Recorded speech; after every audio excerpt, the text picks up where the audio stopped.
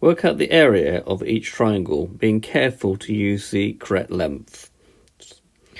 We know that the area of a triangle is equal to half a base times height. So marking on this diagram, this is the base and this is the height. Now I need to be careful with the triangle not to use the wrong length, this length here. So the rule of thing is that the height is the perpendicular height, the height that makes a right angle to the base. So note the perpendicular height. Right, putting in the numbers, that's going to be 0.5 times the base, which is 8, times 5.9.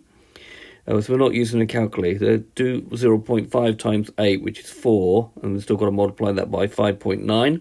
Then over here we'll work out 5.9 multiplied by 4. 4 9s are 36, so 6 carry the 3, and 5 4s are 20. Add the 3, we get 23. Where do we put the decimal point? Well, we've got one number in the question after the decimal point, so the decimal point will go here. So the answer will be 23.6 centimetres squared. So make sure you use the correct unit. So we have centimetres squared.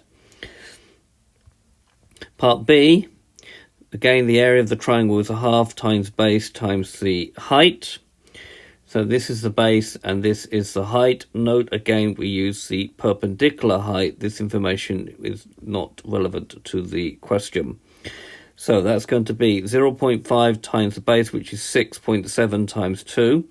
First work out 0.5 times 2, and that gives me 1. So the question becomes 6.7 times 1.0. 1 times 6.7 is 6.7 centimetres squared. So this has been a video to show you how to find the area of the triangle, where the area of the triangle has been drawn at an odd angle. I hope you've understood, and I thank you very much for watching.